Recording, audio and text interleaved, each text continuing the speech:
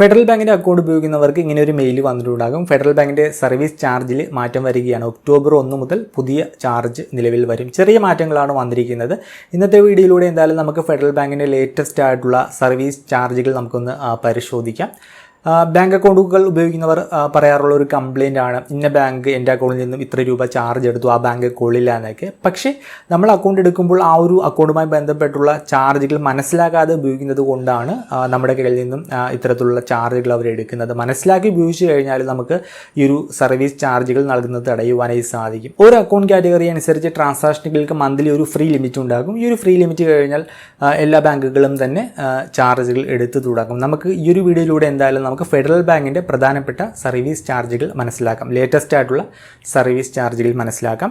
നമ്മൾ ബാങ്കിൻ്റെ branch visit ചെയ്ത് ക്യാഷ് ഒക്കെ ഡെപ്പോസിറ്റ് ചെയ്യാറുണ്ട്. ഇതിനൊരു ലിമിറ്റ് വരുന്നുണ്ട്. ഈ ലിമിറ്റ് നോക്കിക്കഴിഞ്ഞാൽ തൊട്ട് മുമ്പത്തെ മാസം നമ്മുടെ അക്കൗണ്ടിൽ മന്ത്ലി ആവറേജ് ബാലൻസ് എത്ര രൂപയാണ് ഉണ്ടായിരുന്നത് അതിൻ്റെ 15 ഇരട്ടി വരെ നമുക്കൊരു മാസം സൗജന്യമായിട്ട് ബാങ്കിൽ പോയിട്ട് ബ്രാഞ്ച് വഴി ക്യാഷ് ഡെപ്പോസിറ്റ് ചെയ്യാം. ഇതിൻ്റെ ഒരു മിനിമം എമൗണ്ട് വരുന്നത് 2 ലക്ഷം രൂപയാണ്. മാക്സിമം 15 ലക്ഷം രൂപ വരെ ഈ രീതിയിൽ നമുക്ക് സൗജന്യമായിട്ട് ഡെപ്പോസിറ്റ് ചെയ്യാം. ഈ ഒരു ഫ്രീ ലിമിറ്റ് കഴിഞ്ഞു കഴിഞ്ഞാൽ നമ്മുടെ കയ്യിൽ നിന്നും സർവീസ് ചാർജ് ഈടാക്കും. ചാർജ് നോക്കിക്കഴിഞ്ഞാൽ ഓരോ 1000 രൂപക്ക് 3 രൂപ 25 പൈസ പ്ലസ് GST, മിനിമം 50 രൂപ, മാക്സിമം 20,000 രൂപ വരെ ഈ രീതിയിൽ നമ്മുടെ കയ്യിൽ നിന്നും സർവീസ് ചാർജായിട്ട് ഈടാക്കും. അതുപോലെ തന്നെ നമ്മൾ ബാങ്കിൽ പോയിട്ട് ക്യാഷ് ഡെപ്പോസിറ്റ് ചെയ്യുമ്പോൾ 50 രൂപ അല്ലെങ്കിൽ അതിൽ താഴെയുള്ള നോട്ടുകൾ അതുപോലെ തന്നെ കോയിൻസ് ഒക്കെ ആണെങ്കിൽ അത് കൗണ്ട് ചെയ്യുന്നതിനും ഒരു ഡെയിലി ലിമിറ്റ് വരുന്നുണ്ട്. ലിമിറ്റ് നോക്കിക്കഴിഞ്ഞാൽ 50 രൂപ അല്ലെങ്കിൽ അതിൽ താഴെയുള്ള കറൻസി ആണെങ്കിൽ ഒരു ദിവസം 50 കറൻസി വരെ ഫ്രീ ആയിട്ട് കൗണ്ട് ചെയ്യും. ഇത് കഴിഞ്ഞ് കഴിഞ്ഞാൽ ഓരോ 50 എണ്ണത്തിനും 5 രൂപ സർവീസ് ചാർജായിട്ട് ഈടാക്കും. ഇനി കോയിൻസ് ആണെങ്കിൽ കോയിൻസിനും ഒരു ഡെയിലി ലിമിറ്റ് വരുന്നുണ്ട്. ഡെയിലി ലിമിറ്റ് വരുന്നത് 50 കോയിൻസ് ആണ്. 50 കോയിൻസ് വരെ ഫ്രീ ആയിട്ട് കൗണ്ട് ചെയ്യും. ഇത് കഴിഞ്ഞ് കഴിഞ്ഞാൽ ഓരോ 50 കോയിനും 5 രൂപ പ്ലസ് GST സർവീസ് ചാർജായിട്ട് കൊടുക്കണം. ഇനി നമ്മൾ ബാങ്കിൽ പോയിട്ട് ക്യാഷ് വിഡ്രോ ചെയ്യാറുണ്ട്. ഈ ഒരു ക്യാഷ് വിഡ്രോവലിനും ഒരു മന്ത്ലി ഫ്രീ ലിമിറ്റ് ഉണ്ട്. ഇത് കഴിഞ്ഞ് കഴിഞ്ഞാൽ ചാർജ് ഈടാക്കും. ലിമിറ്റ് നോക്കിക്കഴിഞ്ഞാൽ നമ്മുടെ തൊട്ട് മുമ്പത്തെ മാസം നമ്മുടെ അക്കൗണ്ടിൽ എത്ര രൂപയാണോ മന്ത്ലി ആവറേജ് ബാലൻസ് ഉണ്ടായിരുന്നത് അതിനെ ഡിപ്പെൻഡ് ചെയ്താണ് വരുന്നത്. തൊട്ട് മുമ്പത്തെ മാസം നമ്മുടെ അക്കൗണ്ടിൽ 1 ലക്ഷം രൂപയ്ക്ക് മുകളിൽ ആവറേജ് മന്ത്ലി ബാലൻസ് ഉണ്ടെങ്കിൽ നമുക്ക് അൺലിമിറ്റഡ് ആയിട്ട് നമുക്ക് ബ്രാഞ്ചിൽ പോയിട്ട് ക്യാഷ് വിഡ്രോ ചെയ്യാനായി സാധിക്കും. ഇനി നമ്മുടെ അക്കൗണ്ടിൽ 25,000 രൂപക്കും 99,999 രൂപക്കും ഇടയിലാണ് ആവറേജ് ബാലൻസ് ഉണ്ടായിരുന്നതെങ്കിൽ നമുക്ക് ഒരു മാസം 5 തവണ മാത്രമേ ഫ്രീ ആയിട്ട് ബ്രാഞ്ചിൽ പോയിട്ട് ക്യാഷ് വിഡ്രോ ചെയ്യാനായി സാധിക്കും. ഇനി ആവറേജ് മന്ത്ലി ബാലൻസ് 25,000 രൂപയ്ക്ക് താഴെയാണെങ്കിൽ നമുക്ക് ഒരു മാസത്തിൽ 3 തവണ മാത്രമേ ബ്രാഞ്ചിൽ പോയിട്ട് നമുക്ക് ക്യാഷ് വിഡ്രോ ചെയ്യാനായി സാധിക്കും സൗജന്യമായിട്ട്.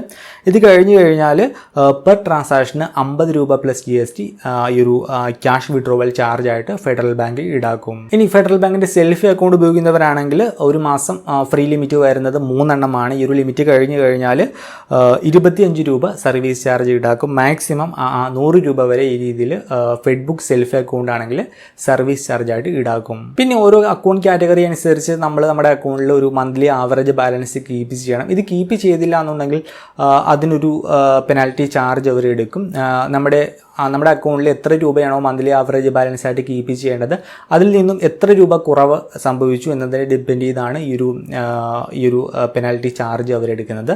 അത് നമുക്കൊന്ന് പരിശോധിക്കാം. മിനിമം ബാലൻസ് കീപ്പ് ചെയ്യേണ്ട എമൗണ്ടിൽ നിന്നും 20% കുറവാണ് സംഭവിച്ചെങ്കിൽ പ്രൈഡ് ആൻഡ് NR അക്കൗണ്ട് ആണെങ്കിൽ 55 രൂപ. ഇനി club, delight, resident, SBI schemes with average monthly balance requirement 5,000 രൂപയ്ക്ക് മുകളിലാണെങ്കിൽ, സീനിയർ സിറ്റിസൺ ആണെങ്കിൽ 55 രൂപ, അതേഴ്സ് ആണെങ്കിൽ 55 രൂപ ഈടാക്കും. മറ്റുള്ള അക്കൗണ്ട് സ്കീമുകളിലും സീനിയർ സിറ്റിസൺ അതുപോലെ തന്നെ റൂറൽ ഏരിയയിലുള്ള അക്കൗണ്ട് ആണെങ്കിൽ 45 രൂപ, അതേഴ്സ് ആണെങ്കിൽ 55 രൂപ ചാർജ് ഈടാക്കും. ഇനി മന്ത്ലി ആവറേജ് ബാലൻസ് കീപ്പ് ചെയ്യേണ്ട എമൗണ്ടിൽ നിന്നും 20% മുതൽ 40% വരെ കുറവ് സംഭവിച്ചാൽ pride and NR category account ആണെങ്കിൽ 95 രൂപ. ഇനി 5,000 രൂപയ്ക്ക് മുകളിൽ മന്ത്ലി ആവറേജ് ബാലൻസ് കീപ്പ് ചെയ്യേണ്ട club, delight, resident, SBI account സ്കീമുകളാണെങ്കിൽ സീനിയർ സിറ്റിസൺ ആണെങ്കിൽ 95 രൂപ, അതേഴ്സ് ആണെങ്കിൽ 110 രൂപ. മറ്റുള്ള അക്കൗണ്ട് സ്കീമുകളിലും 77 രൂപ സീനിയർ സിറ്റിസൺ അതുപോലെ തന്നെ റൂറൽ ഏരിയയിലുള്ളവർക്ക്, മറ്റുള്ള പബ്ലിക്കായിട്ടുള്ള ആളുകൾക്ക് 85 രൂപ സർവീസ് ചാർജ് അതായത് പെനാൽറ്റി ആയിട്ട് ഈടാക്കും. ഇതുപോലെ എത്ര രൂപയുടെ കുറവാണോ നമ്മുടെ മന്ത്ലി ആവറേജ് ബാലൻസിൽ വരുന്നത് അതനുസരിച്ചായിരിക്കും നമ്മുടെ കയ്യിൽ നിന്നും പെനാൽറ്റി ചാർജ് എടുക്കുന്നത്. നിങ്ങൾക്ക് ഈ ഒരു ടേബിൾ പരിശോധിച്ച് അത് കണ്ടുപിടിക്കാനായി സാധിക്കും. ഇനി നമുക്ക് ATM റിലേറ്റഡ് ചാർജുകൾ നോക്കാം. ഫെഡറൽ ബാങ്കിൻ്റെ ATM വഴി നമുക്ക് പ്രത്യേകിച്ച് റെസ്ട്രിക്ഷൻ വരുന്നില്ല. അൺലിമിറ്റഡ് ആയിട്ട് ഫൈനാൻഷ്യൽ ട്രാൻസാക്ഷനുകളും അതുപോലെ തന്നെ നോൺ ഫൈനാൻഷ്യൽ ട്രാൻസാക്ഷനുകളും നടത്തുവാനായി സാധിക്കും. അതർ ബാങ്കിൻ്റെ ATMൽ നമുക്ക് ലിമിറ്റ് വരുന്നുണ്ട്. നമ്മുടെ അക്കൗണ്ട് കാറ്റഗറി അനുസരിച്ച് ഒരു മന്ത്ലി ലിമിറ്റ് ലിമിറ്റുണ്ട്. ഈ ഒരു ലിമിറ്റ് കഴിഞ്ഞ് കഴിഞ്ഞാൽ ചാർജ് ഈടാകും. ചാർജ് നോക്കിക്കഴിഞ്ഞാൽ ഫൈനാൻഷ്യൽ ട്രാൻസാക്ഷൻ ആണെങ്കിൽ 21 രൂപ plus GST, non financial transaction ആണെങ്കിൽ 11 രൂപ പ്ലസ് GST സർവീസ് ചാർജായിട്ട് ഈടാകും. ഇനി നമുക്ക് മന്ത്ലി ലിമിറ്റ് നോക്കാം. റെഗുലർ സ്കീംസ്, അതായത് club, delight, pride, freedom SB, ഫിഡ് സെൽഫി അക്കൗണ്ട് സ്കീമുകളാണെങ്കിൽ കേരളത്തിലുള്ള അക്കൗണ്ട് ആണെങ്കിൽ ആന്ധ്ര ബാങ്കിൻ്റെ ATM വഴി നമുക്ക് മാസത്തിൽ 5 തവണ ഫ്രീ ആയിട്ട് ട്രാൻസാക്ഷൻ നടത്താം. ഈ ഒരു 5 എന്നുള്ള ലിമിറ്റിൽ ഫൈനാൻഷ്യൽ ട്രാൻസാക്ഷനും പെടും, നോൺ ഫൈനാൻഷ്യൽ ട്രാൻസാക്ഷനും പെടും. കേരളത്തിന് വെളിയിലുള്ള ഫെഡറൽ ബാങ്ക് അക്കൗണ്ട് ആണെങ്കിലും 5 എന്നുള്ള ലിമിറ്റാണ് വരുന്നത്. ഇനി സാലറി സ്കീംസ് ആണെങ്കിൽ ബേസിക് സാലറി അക്കൗണ്ട് ആണെങ്കിൽ നമുക്ക് കേരളത്തിലുള്ള അക്കൗണ്ട് ആണെങ്കിൽ 10 എണ്ണമാണ് ഫ്രീ ആയിട്ട് വരുന്നത്. കേരളത്തിന് വെളിയിലെ അക്കൗണ്ട് ആണെങ്കിൽ 15 എണ്ണം ഫ്രീ ആയിട്ട് വരുന്നുണ്ട്. ഇനി സാലറി സ്കീംസിൽ വരുന്ന പ്രീമിയം അക്കൗണ്ട് ആണെങ്കിൽ അൺലിമിറ്റഡ് ട്രാൻസാക്ഷൻ നമുക്ക് അതർ ബാങ്കിൻ്റെ ATM നടത്തുവാനായി സാധിക്കും. പിന്നെ സെലസ്റ്റ സ്കീം, അതായത് 10 ലക്ഷം രൂപ ആവറേജ് മന്ത്ലി ബാലൻസ് വരുന്ന സ്കീം ആണെങ്കിൽ അൺലിമിറ്റഡ് ആണ് ATM ട്രാൻസാക്ഷൻ വരുന്നത് അതർ ബാങ്കിൻ്റെ ATM.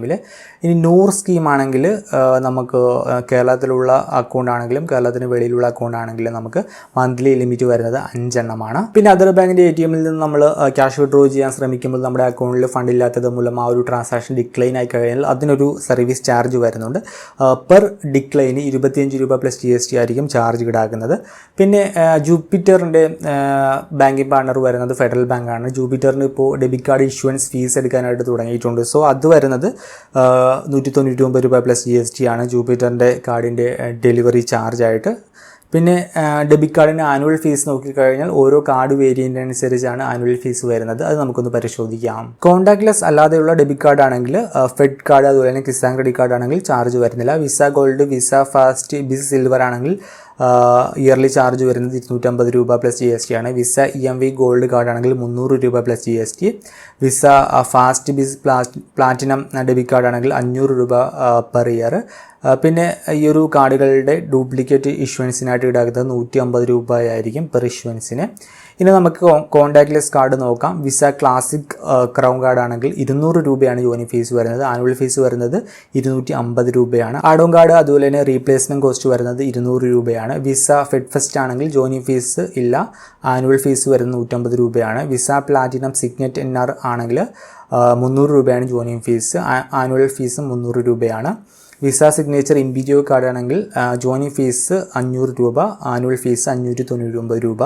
വിസ ഇമ്പീരിയോ ബിസിനസ് കാർഡ് ആണെങ്കിൽ ജോയിനിങ് ഫീസ് 500 രൂപ, ആനുവൽ മെയിൻ്റനൻസ് ചാർജ് 500 രൂപ തന്നെയാണ്. വിസ ഇൻഫിനിറ്റ് സെലസ്റ്റ വേരിയൻ്റ് ആണെങ്കിൽ ജോയിനിങ് ഫീസ് വരുന്നില്ല, ആനുവൽ ഫീസ് 750 രൂപ. വിസ സെലസ്റ്റ ബിസിനസ് വേരിയൻ്റ് ആണെങ്കിൽ ജോയിനിങ് ഫീസില്ല, ആനുവൽ ഫീസ് 750 രൂപ. മാസ്റ്റർ കാർഡ് വേരിയൻറ്റിലുള്ള ക്രൗൺ കാർഡ് ആണെങ്കിൽ ജോയിനിങ് ഫീസ് വരുന്നത് 200 രൂപ, ആനുവൽ ഫീസ് വരുന്നത് 250 രൂപ. പിന്നെ മാസ്റ്റർ കാർഡ് ഇമ്പീരിയോ ആണെങ്കിൽ 500 രൂപയാണ് ജോയിനിങ് ഫീസ്, ആനുവൽ ഫീസും 500 രൂപ. മാസ്റ്റർ കാർഡ് ഇമ്പീരിയോ NR 500 രൂപയാണ് ജോയിനിങ് ഫീസും ആനുവൽ ഫീസും വരുന്നത്. പിന്നെ master card Celesta, master card Celesta NR, master card Celesta executive card ടൈപ്പുകളാണെങ്കിൽ ജോയിനിങ് ഫീസ് വരുന്നില്ല, ആനുവൽ ഫീസ് വരുന്നത് 750 രൂപയാണ്. ഇനി നമുക്ക് റുപ്പേ വേരിയൻറ്റിലുള്ള EMV ഡെബിറ്റ് കാർഡുകളുടെ ചാർജ് നോക്കാം. റുപ്പേ ക്ലാസിക് അതുപോലെ തന്നെ റുപ്പേ പ്ലാറ്റിനം കാർഡ് വേരിയൻറ്റുകൾക്ക് ജോയിനിങ് ഫീസ് വരുന്നില്ല. ആനുവൽ ഫീസ് നോക്കിക്കഴിഞ്ഞാൽ റുപ്പേ ക്ലാസിക് വേരിയൻറ്റിന് 150 രൂപ plus GST, RuPay platinum variant ആണെങ്കിൽ 500 രൂപ പ്ലസ് GST ആണ് ചാർജ് വരുന്നത്. ആഡോൺ കാർഡ് അതുപോലെ തന്നെ റീപ്ലേസ്മെൻറ്റ് കോസ്റ്റ് വരുന്നത് റുപ്പേ ക്ലാസിക് ആണെങ്കിൽ 200 രൂപ, റുപ്പേ പ്ലാറ്റിനം ആണെങ്കിൽ 1000 രൂപയാണ് ആഡോൺ കാർഡില്ലെങ്കിൽ റീപ്ലേസ്മെൻറ്റ് കോസ്റ്റ് വരുന്നത്. പിന്നെ ഈ എല്ലാ ഡെബിറ്റ് കാർഡുകളും നമ്മൾ മാനുവലി റിക്വസ്റ്റ് ചെയ്ത് കഴിഞ്ഞാൽ നമ്മൾ ജോയിനിങ് ഫീസ് കൊടുക്കണം. പക്ഷേ നമ്മുടെ കാർഡിൽ ഒരു എക്സ്പയറി ഡേറ്റ് ഉണ്ടാകും. ഈ ഒരു എക്സ്പയറി ഡേറ്റ് ആകുമ്പോൾ സാധാരണയായിട്ട് നമുക്ക് ഓട്ടോമാറ്റിക്കായിട്ട് ബാങ്ക് ഡെബിറ്റ് കാർഡ് നമ്മുടെ അഡ്രസ്സിലേക്ക് അയച്ചു തരും. ഇങ്ങനെ അയച്ചു തരുമ്പോൾ നമ്മൾ ഈ ഒരു ജോയിനിങ് ഫീസ് നൽകേണ്ടതായിട്ടില്ല. ഇനി ഡെബിറ്റ് കാർഡുകൾ ഉപയോഗിച്ച് ഇൻ്റർനാഷണൽ ATM ട്രാൻസാക്ഷനുകൾ നടത്തുമ്പോൾ വരുന്ന ചാർജ് നോക്കാം. ഇൻ്റർനാഷണൽ ATM വഴി ക്യാഷ് വിഡ്രോ ചെയ്യാൻ നേരത്ത് 100 രൂപ പ്ലസ് GST ട്രാൻസാക്ഷൻ ചാർജായിട്ട് ഈടാക്കും. ഇനി non financial transaction like mini statement അങ്ങനെയുള്ള കാര്യങ്ങളൊക്കെ ചെക്ക് ചെയ്യുമ്പോൾ 25 രൂപ പ്ലസ് GST ചാർജായിട്ട് ഈടാക്കും. പിന്നെ സെലസ്റ്റ വേരിയൻ്റ് ആണെങ്കിൽ ഈ ഒരു ചാർജ് വരുന്നില്ല. ഇൻ്റർനാഷണൽ ATM വഴി നമുക്ക് ചാർജ് കൊടുക്കാതെ ട്രാൻസാക്ഷനുകൾ നടത്തുവാനായി സാധിക്കും. പിന്നെ ഡെബിറ്റ് കാർഡുകളുടെ ഫോറിൻ കറൻസി മാർക്കപ്പ് ഫീസ്, അതായത് നമ്മൾ ഇൻ്റർനാഷണൽ ട്രാൻസാക്ഷൻ നടത്തുമ്പോൾ വരുന്ന ചാർജാണ് ഈ ഒരു ഫോറിൻ കറൻസി മാർക്കപ്പ് ഫീസ്. ഇത് വരുന്നത് 3.5% പ്ലസ് GST ആണ് നമ്മൾ നടത്തുന്ന ട്രാൻസാക്ഷൻ എമൗണ്ടിൻ്റെ. പിന്നെ ഫ്യൂൽ സർചാർജ് വരുന്നത് 2.5% നോർമലി. നമ്മൾ നടത്തുന്ന ട്രാൻസാക്ഷൻ എമൗണ്ടിൻ്റെ 2.5% ഇല്ലെങ്കിൽ 10 രൂപ ഏതാണോ ഹയർ ആ ഒരു എമൗണ്ട് ഫ്യൂൽ സർചാർജായിട്ട് ഈടാക്കും. പിന്നെ SMS അലേർട്ട് ട്രാൻസാക്ഷൻ നടത്തുമ്പോൾ വരുന്ന SMS അലേർട്ടിന് ചാർജ് വരുന്നത് ഒരു SMS-ന് 50 പൈസയാണ്. പക്ഷേ നോർമലി ഇങ്ങനെ ഒരു SMS അലേർട്ട് ചാർജ് ആരുടെ കയ്യിൽ നിന്നും എടുത്തതായിട്ട് അങ്ങനെ കണ്ടിട്ടില്ല. ഇത് നമ്മുടെ അക്കൗണ്ടിൽ നടന്ന ട്രാൻസാക്ഷൻ അനുസരിച്ച് പലപ്പോഴും വേവ് ചെയ്ത് കിട്ടാറുണ്ട്. പിന്നെ അക്കൗണ്ട് മെയിൻ്റെനൻസ് ചാർജ് വരുന്നുണ്ട്. നമുക്ക് മന്ത്ലി അല്ലെങ്കിൽ ക്വാർട്ടർലി നമ്മുടെ അക്കൗണ്ട് വഴി നടത്താൻ സാധിക്കുന്ന ട്രാൻസാക്ഷനുകൾക്ക് ഒരു ലിമിറ്റ് വരുന്നുണ്ട്. ഈ ഒരു ലിമിറ്റ് കഴിഞ്ഞ് കഴിഞ്ഞാൽ ഈ ഒരു അക്കൗണ്ട് മെയിൻ്റെനൻസ് ചാർജ് ഈടാക്കും. ഡെബിറ്റ് ട്രാൻസാക്ഷനുകളാണ് ഈ രീതിയിൽ ട്രാൻസാക്ഷനായിട്ട് കൗണ്ട് ചെയ്യുക. ക്രെഡിറ്റ് ട്രാൻസാക്ഷൻ കൗണ്ട് ചെയ്യുകയില്ല. ഡെബിറ്റ് ട്രാൻസാക്ഷൻ നോക്കിക്കഴിഞ്ഞാൽ അതിനകത്ത് തന്നെ NEFT അതുപോലെ തന്നെ RTGS ട്രാൻസാക്ഷനുകൾ കൗണ്ട് ചെയ്യുകയില്ല.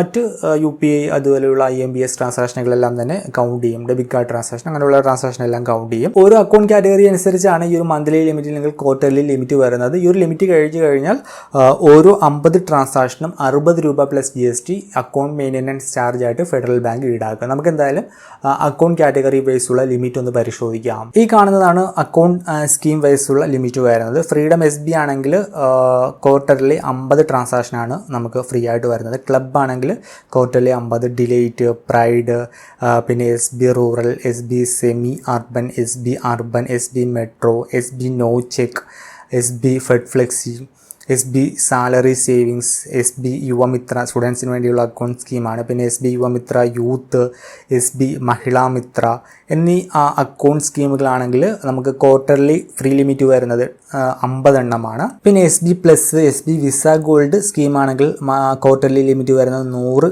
ട്രാൻസാക്ഷനാണ്. SB privilege rural, semi urban അതുപോലെ തന്നെ SB privilege urban metro area ആണെങ്കിൽ നമുക്ക് ക്വാർട്ടർലി ഫ്രീ ലിമിറ്റ് വരുന്ന 150 ട്രാൻസാക്ഷനാണ്. ഇതൊക്കെയാണ് SB സ്കീംസിൻ്റെ സ്കീം വൈസുള്ള ക്വാർട്ടർലി ലിമിറ്റ് വരുന്നത്. ഇതുപോലെ തന്നെ കറണ്ട് അക്കൗണ്ട് സ്കീമാണെങ്കിൽ അതിനും സ്കീം നെയിം അനുസരിച്ച് ക്വാർട്ടർലി ലിമിറ്റ് വരുന്നുണ്ട്. ഇത് ഈ കാണുന്നതാണ്. ഈ ഒരു ടേബിളിൽ ഇല്ലാത്ത അക്കൗണ്ട് സ്കീമുകളാണെങ്കിൽ മന്ത്ലി അല്ലെങ്കിൽ ക്വാർട്ടർലി ഫ്രീ ലിമിറ്റ് വരുന്നത് 50 എണ്ണമാണ്. ലിമിറ്റ് കഴിഞ്ഞ് കഴിഞ്ഞാൽ ആദ്യം പറഞ്ഞതുപോലെ ഓരോ 50 ട്രാൻസാക്ഷനും 60 രൂപ അക്കൗണ്ട് മെയിൻ്റെനൻസ് ചാർജ് ആയിട്ട് ഈടാക്കും. അപ്പോൾ ഇതൊക്കെയാണ് ഫെഡറൽ ബാങ്കുമായി ബന്ധപ്പെട്ട പ്രധാനപ്പെട്ട സർവീസ് ചാർജുകൾ. ഡീറ്റെയിൽഡ് ആയിട്ടുള്ള ഡോക്യുമെൻറ്റിൻ്റെ ലിങ്ക് ഞാൻ വീഡിയോക്ക് താഴെ കൊടുക്കുന്നുണ്ട്. അത് പരിശോധിച്ച് കഴിഞ്ഞാൽ നിങ്ങൾക്ക് ഫെഡറൽ ബാങ്കിൻ്റെ അക്കൗണ്ടുമായി ബന്ധപ്പെട്ട എല്ലാ സർവീസ് ചാർജുകളും മനസ്സിലാക്കുവാനായി സാധിക്കും. അപ്പോൾ ഈ ഒരു വീഡിയോ നിങ്ങൾക്ക് ഇഷ്ടമായെന്ന് കരുതുന്നു. ഇഷ്ടമായാൽ മറക്കാതെ ഒരു ലൈക്ക് നൽകുക. അപ്പോൾ മറ്റൊരു വീഡിയോയിൽ മറ്റൊരു ടോപ്പിക്കുമായി കണ്ടുമുട്ടാമെന്ന പ്രതീക്ഷയോടുകൂടി പേഴ്സണൽ ഫൈനാൻസുമായി ബന്ധപ്പെട്ട കൂടുതൽ അപ്ഡേറ്റുകൾക്കായി moneymalayalam.com വെബ്സൈറ്റ് സന്ദർശിക്കുക. ടെലിഗ്രാം ചാനലിൽ ജോയിൻ ചെയ്യുക. ഇൻസ്റ്റാഗ്രാം അക്കൗണ്ട് ഫോളോ ചെയ്യുക. ആമസോൺ പോലുള്ള ഇ-കൊമേഴ്സ് പ്ലാറ്റ്ഫോമുകളിൽ ഡെയിലി വരുന്ന ഓഫേഴ്സിനെ പറ്റി അറിയുവാൻ എൻ്റെ ഓഫർ ടെലിഗ്രാം ചാനലിൽ ജോയിൻ ചെയ്യുക. ഇത്തരം ഓഫറുകൾ ഉപയോഗിച്ച് പർച്ചേസ് ചെയ്യുന്ന നേരത്തെ നമുക്ക് നല്ലൊരു എമൗണ്ട് തന്നെ സേവ് ചെയ്യാനായി സാധിക്കും. Link in below.